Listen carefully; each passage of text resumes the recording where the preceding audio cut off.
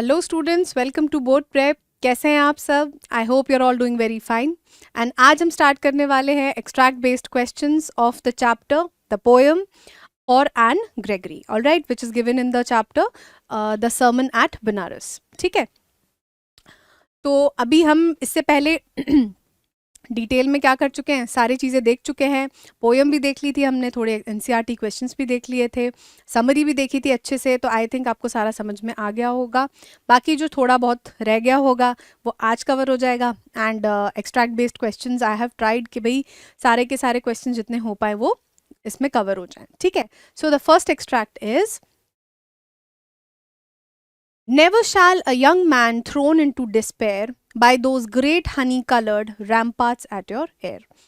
Love you for yourself alone and not your yellow hair. अब क्या है भाई, यहाँ पे important words जो हैं वो आपके despair हैं, ramparts हैं, ठीक है, और यही है। ठीक है, तो इन दो वर्ड्स का मतलब आपको पता होना चाहिए भाई। पोएम्स में specially because there is not a lot of material, आपको इन्फर करने के लिए चीज़ें नहीं मिलती हैं। मान लो आपको सिर्फ ये 4 लाइनें दे दें, है ना, और फिर आपसे कुछ पूछ लें, तो आपको मतलब थरली पूरा स्टोरी, पूरा जो पोएम है उसमें क्या बताया जा रहा है, किस बारे में बात हो रही है, वो आपको पता होना चाहिए। Alright, as we know that इनके ऑथर का नाम क्या है। ऑथर का नाम भाई सब लोग ढंग से प्लीज पढ़ लेना, ऑथर्स एंड पोएट्स, बिकॉज वो फ्री के मार्क्स हैं और वो आया तो आप आराम से मार्क करके मार्क्स ले सकते हो। तो इस poem the for N Gregory के जो ऑथर का नाम है that is William Butler Yeats. ठीक है, अब यहाँ पे वो किस बारे में बात कर रहे हैं, जो ओवरऑल पिक्चर है वो बात हो रही है कि भाई जो लोग होते हैं वो आपकी एक्सटर्नल ब्यूटी के लिए आपको पसंद करते हैं, ना कि आपकी इनर सेल्फ के लिए। ठीक है, तो यहाँ पे वो बात किससे कर रहे हैं, एन ग्रेगरी से बात कर रहे हैं। कौन? हमारे पोएट विलियम बटलर यीट्स के भाई एन जो तुम्हारे लॉन्ग येलो कलर के, जो हनी कलर्ड के जो बाल हैं वो आपके कान के पास में, वो किस तरीके की किस तरीके से एक्ट कर रहे हैं, वो रैम्पार्ट्स की तरह एक्ट कर रहे हैं। किसके लिए? Whenever a young man tries to approach you and wants to talk to you, wants to be, he is in love with you और दे लाइक यू, तब क्या हो रहा है कि वो कैसे एक्ट कर रहे हैं, रैम्पार्ट्स की तरह एक्ट कर रहे हैं। और रैम्पार्ट्स क्या होता है कि जब आप किसी भी फोर्ट के आसपास में वॉल्स जो देखते हो, जो आपकी उनकी प्रोटेक्शन के लिए लगाई जाती हैं, उसी तरीके से जो आपके ये जो हनी कलर्ड बाल है ना, वो एक तरीके से आपकी जो इनर ब्यूटी है उसको कवर कर रहे हैं। ठीक है, और they are thrown into despair. क्यों? क्योंकि आप क्या हो रहा है भाई, आप उनको रिजेक्ट कर दे रहे हो, आप उनको मना कर दे रहे हो।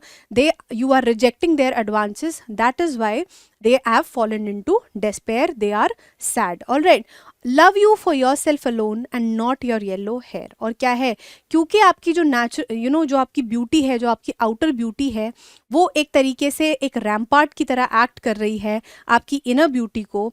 इसीलिए कोई भी यंग मैन जो है वो आपकी एक्चुअल ब्यूटी के लिए, मतलब आपकी इनर ब्यूटी के लिए आपको कभी पसंद नहीं करेगा। वो सिर्फ आपके येलो, जो सुंदर येलो हनी कलर के बाल हैं, उन्हीं की वजह से आपको पसंद करेगा। और जो येलो हेयर हैं वो यहाँ पे आपको सिंबॉलिफाई कर रहे हैं किस चीज को? आपकी एक्सटर्नल ब्यूटी को। ऑलराइट, तो पहला question, young man throne into despair means. अब इस फ्रेज का जो है वो आपसे मतलब पूछ रहे हैं, और अगर आपको सिर्फ 2 लाइन दे दी जाए एंड आपसे ये क्वेश्चन पूछ लिया जाए, and if you are not well versed with the poem, आप इस चीज़ को आंसर नहीं कर पाओगे। ऑलराइट, तो पूरी पोएम अच्छे से थरली पढ़ के जाना, उसकी समरी भी पढ़ के जाना। Alright, a man who is not interested in an, वो कह रहे हैं कि भाई एक ये डिस्पेयर में जाने का मतलब है कि भाई जो इंसान जिसकी हम बात कर रहे हैं, यंग मैन की, वो एन में बिल्कुल भी इंटरेस्टेड नहीं है। This is the wrong thing to say, because लोग जो हैं वो एक्चुअल में एन से बहुत ज़्यादा इम्प्रेस्ड हैं और उनमें इंटरेस्टेड हैं। A man who is hopeless due to rejection.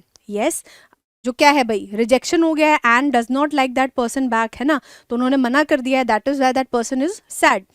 A man who is happy due to the rejection by an, एक ऐसा इंसान जो कि खुश है कि भाई एन ने जो है मुझे रिजेक्ट कर दिया है। बट ऐसा नहीं है भाई, रिजेक्ट होके आज तक किसको खुशी मिली है? Right, so the answer is going to be option. Next, rampart means. Rampart का मतलब क्या है? स्नीक और स्पीक और राइट एंडलेसली। अब क्या है यहाँ पे, आप जो ये पहला जो वर्ड दिया, एक्सप्लेनेशन दिया गया है, वो किस वर्ड का दिया गया है? वो दिया गया है रैम्बल का। रैम्बलिंग का मतलब होता है व्हेन यू स्पीक और राइट एंडलेसली, ठीक है। तो यहाँ पे ये जो वर्ड है वो मतलब गलत हो जाएगा, आप कंफ्यूज हो सकते हो, क्योंकि रैम्बल जो वर्ड है वो हमने पीछे एक चैप्टर में पढ़ा था एन फ्रैंक वाले में। Alright, protective wall around a castle और a fort, yes. Hair, lock of hair, मतलब हेयर मतलब इस एक्सट्रैक्ट में लॉक ऑफ हेयर के बारे में बात हो रही है, यस। तो answer is going to be both B and C. Extra वाला मटेरियल ही यहां से हटा देते हैं ताकि आपको थोड़ी कंफ्यूजन नहीं होगी। Alright, next, select the correct statement. Correct, incorrect, हर बार मैं आपको बताती हूँ, इस चीज को ध्यान रखना है कि भाई यहाँ पे ऊपर इनकरेक्ट पूछा है या फिर करेक्ट पूछा है। Alright, poet wants to tell that the girl's yellow hair is the only reason for any man to love her। और वो बोल रहे हैं कि जो पोएट हैं वो यंग एन ग्रेगरी को बता रहे हैं कि भाई आपके जो सिर्फ येलो बाल है ना, इन्हीं की वजह से कोई आपको पसंद करता है, yes. Poet wants to tell that people love each other irrespective of their looks। जो पोएट हैं वो ये बता रहे हैं कि लोग जो हैं आपस में इन जनरल आप आपस में प्यार करते हैं, इररिस्पेक्टिव मतलब ये मैटर नहीं करता कि वो एक्चुअल में कैसे दिखते हैं, ऐसा बिल्कुल भी नहीं है, वो तो इसका एग्जैक्टली ऑपोजिट कह रहे हैं। Poet tells Anne Gregory that any man would love her because of her inner soul. और वो बता रहे कि भाई कोई भी इंसान जो है वो आपसे प्यार करेगा किस चीज़ के लिए? आपकी इनर सोल के लिए, आपकी इनर ब्यूटी के लिए। नहीं, ऐसा कुछ नहीं है, इसका सब वो ऑपोजिट बता रहे थे and the A option is going to be correct. Select a synonym for despair. अब डिस्पेयर क्या होती है? सैडनेस होती है, दुख होता है, ठीक है। तो इसका सिनोनिम पूछ रहे हैं, that means a word similar in meaning to despair. Hopelessness, yes. Dejection, yes. Unhappy, yes. And all these words mean the same, that is despair. और इससे ही आंसर क्या हो जाएगा हमारा? D. Okay, next extract. But I can get a hair dye and set such color there, brown or black or carrot, that young men in despair may love me for myself alone and not my yellow hair। अब आपको क्या है ना, यहाँ पे दो लाइनें देख के ये भी पूछ सकता है who is the speaker, ठीक है। आपसे एक तो ये पूछ सकते हैं, ठीक है, या फिर पूछ सकते हैं who is my hair, है ना। माई कौन है, किसके बारे में बात हो रही है, ठीक है। तो यहाँ पे स्टोरी में ये हमें पता है कि ये जो स्टैंजा है वो कौन बोल रहा है? वो बोल रही हैं एन ग्रेगरी।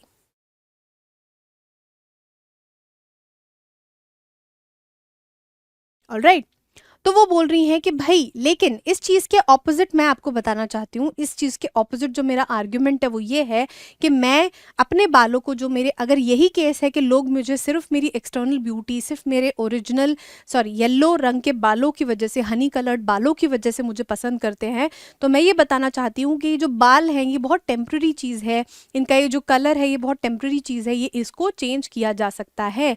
कैसे? हेयर डाई से, मतलब मैं कलर कर सकती हूँ अपने बालों को दूसरा, और कौन कौन से कलर? ब्राउन कर सकती हूँ, ब्लैक कर सकती हूँ, या फिर मैं इनको कैरेट कलर का भी कर सकती हूँ, something which is less appealing to others. फिर, और जो यंग मैन इन डिस्पेयर है, मतलब जो दुखी हैं, जो लोग हैं जिनको मैंने रिजेक्ट कर दिया है, तब हो सकता है वो क्या है, मुझे मेरे अंदर की क्वालिटीज, मेरे इनर सेल्फ के लिए पसंद करें, ना कि मेरे येलो बालों के लिए। ऑलराइट, ठीक है जी। क्वेश्चन देखते हैं। What does a dye mean? अब डाई का मतलब यहाँ पे क्या है? Pigment, yes. पिगमेंट का मतलब भी वही होता है, कलर, ठीक है। Colour, tint, yes. So answer is going to be all of the above. Which color is not talked about and talked about by and, ठीक है। ब्राउन कलर की उन्होंने बात करी है, यस। रेड की बात करी है, नो। कैरेट की बात करी है, यस। एंड ब्लैक की बात करी है, yes. So that makes the B option the correct one. Red is the colour जिनके बारे में किसने? एन ने बात नहीं करी थी। Alright, next. Why would Ann colour her hair? और एन जो है वो अपने बालों को कलर क्यों कर रही है? टू बिकम मोर ब्यूटिफुल, और सुंदर दिखने के लिए? नहीं। टू चेंज हर लुक, वो अपना लुक चेंज करना चाहती हैं? No. To tell that physical beauty is temporary, और क्या है, वो ये बताना चाहती हैं कि भाई जो फिजिकल ब्यूटी है, जो एक्सटर्नल ब्यूटी है, जो दिख रहा है बाहर से, वो क्या है, टेम्पररी है and it can be changed. Yes, all of the above no. All right, next. What does the phrase may love me for myself alone means? इस phrase का मतलब पूछ रहे हैं that they may love me for myself alone. Young men would love her inner qualities. जो लोग हैं, जो यंग मैन हैं, जो यू नो यंग बॉयज हैं, वो क्या है, इनर क्वालिटीज के लिए मे भी उनको पसंद करेंगे. Yes. Young man would love her for her soul. Yes. Young men would love her for what she is, not her physical beauty. Yes, उनके outward beauty के लिए नहीं पसंद करेंगे, वो जैसी हैं वैसी है, जैसी है उसी चीज़ के लिए उनको पसंद करेंगे. वो ऐसा होप कर रही है इस लाइन में. ठीक है, that means the answer is going to be all of the above. Next. I heard an old religious man but yesternight declare that he had found a text to prove that only God, my dear, could love you for yourself alone and not your yellow hair. और क्या है, फिर वो बता रहे हैं, अब यहाँ पे इन लाइंस के स्पीकर कौन है, William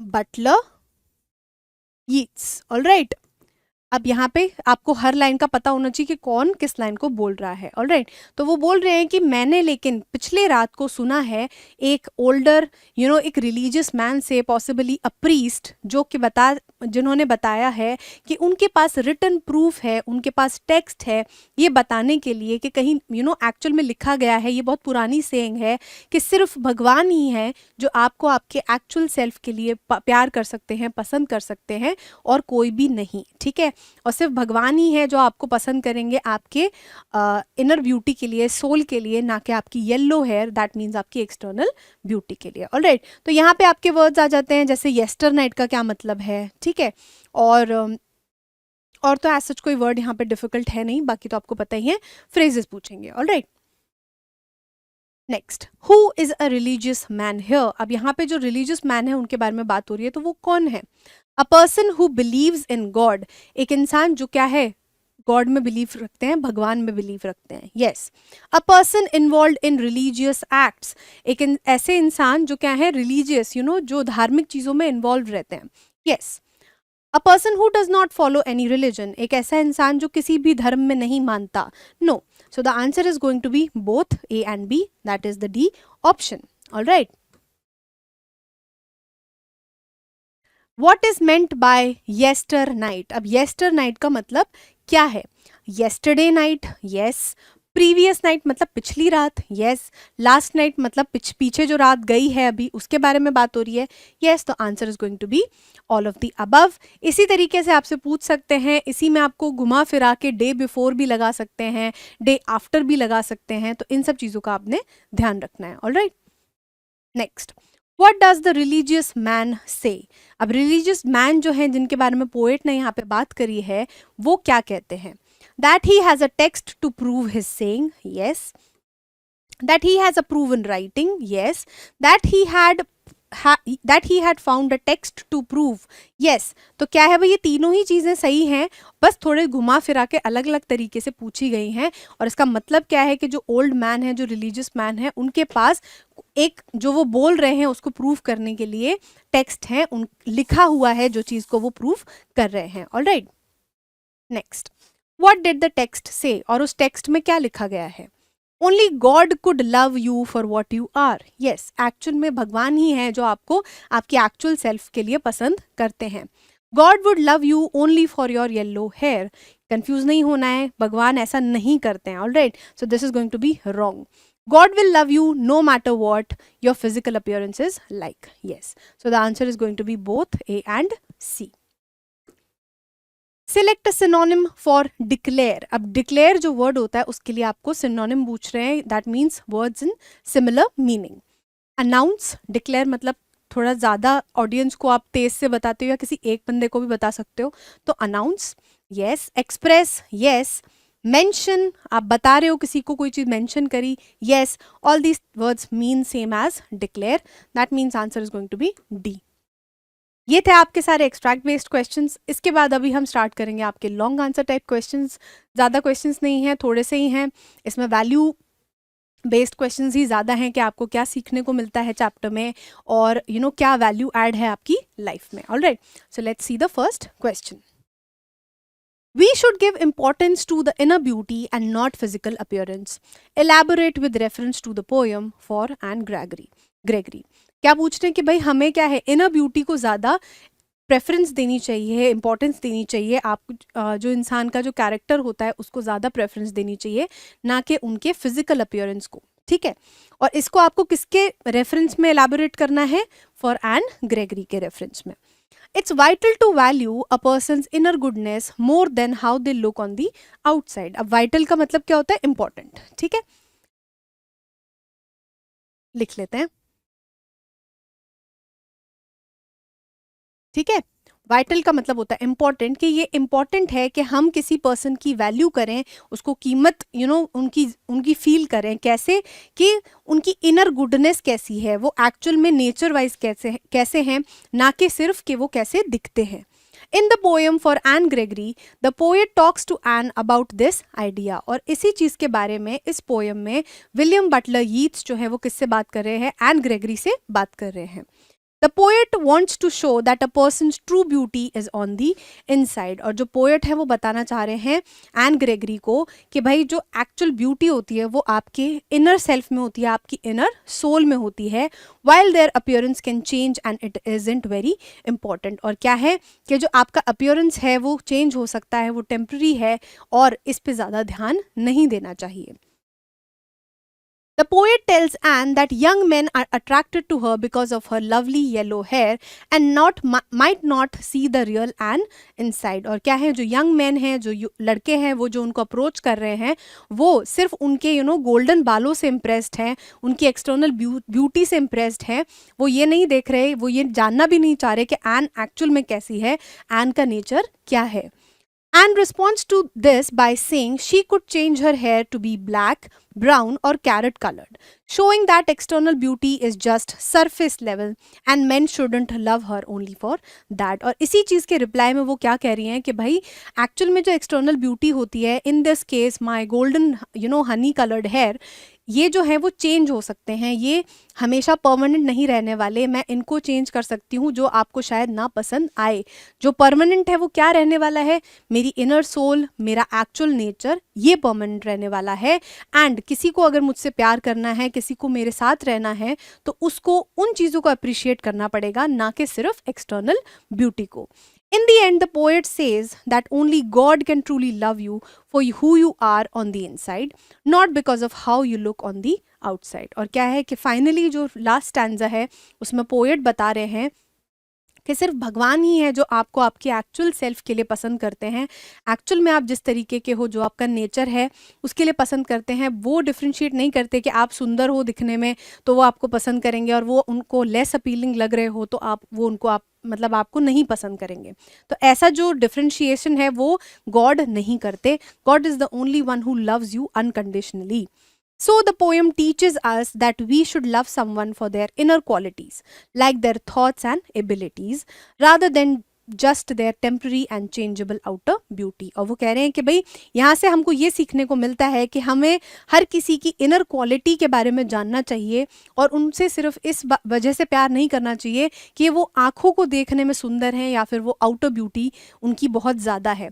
we should focus on their inner qualities and their souls. Alright, next, how does Ann Gregory want to be loved.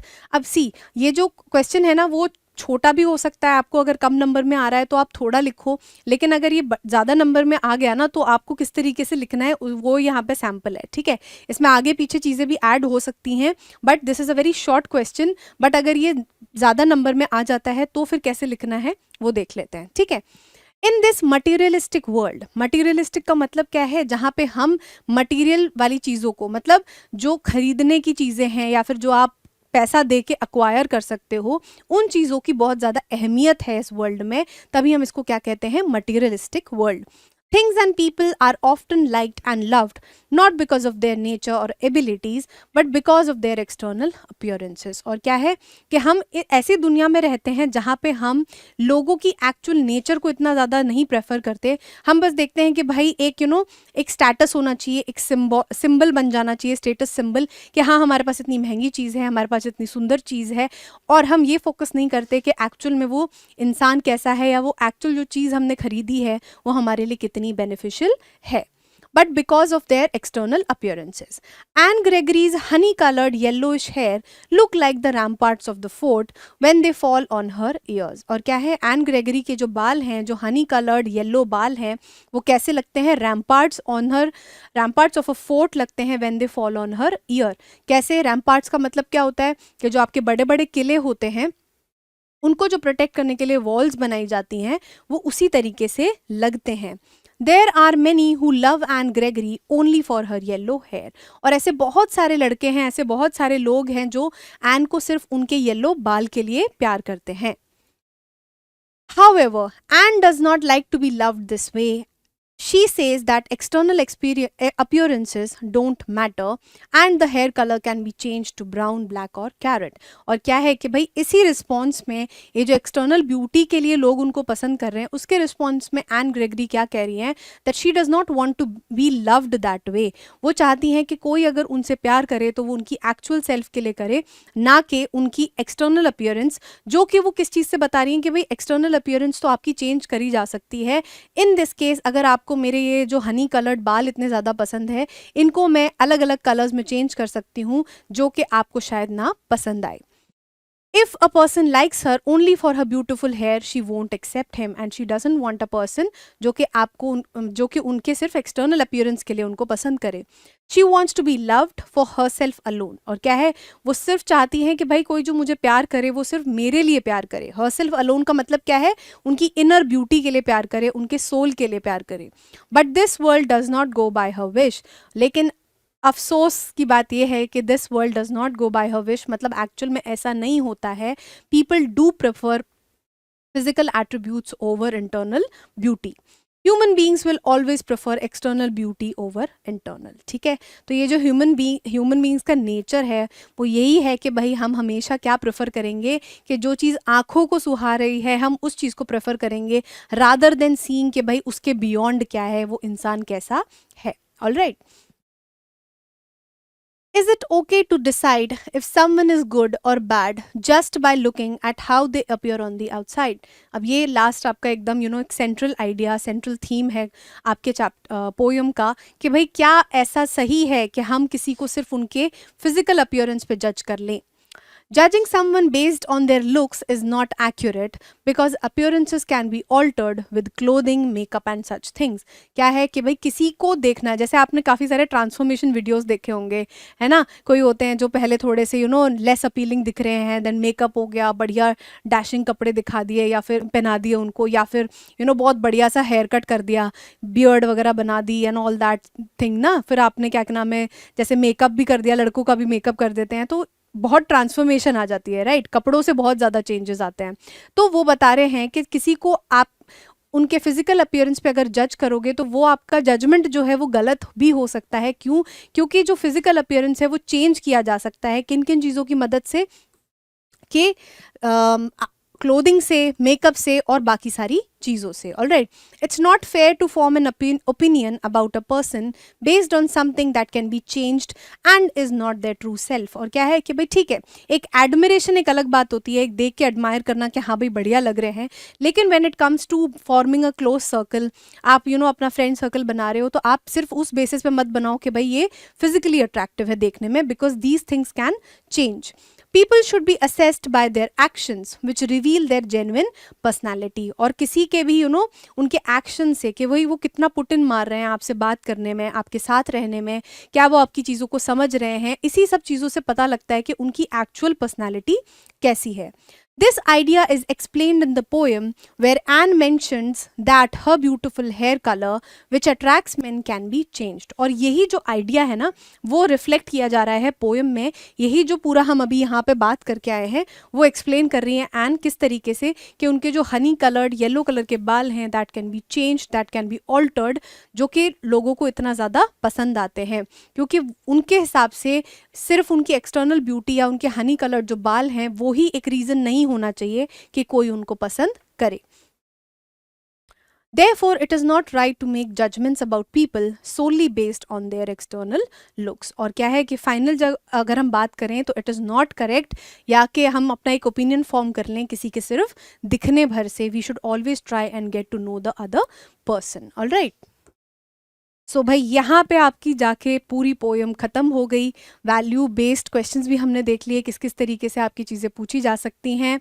छोटी सी पोएम है, बहुत ज़्यादा इन्फ्रेंसेस भी नहीं है, बहुत ज़्यादा डिफ़िकल्ट वर्ड्स भी नहीं है, तो इजी पोएम है. इसको अच्छे से करके जाना, ऑथर का नाम याद करके जाना एंड जितनी भी चीज़ें इसमें बताई गई हैं उनको अच्छे से पढ़ लेना. All right.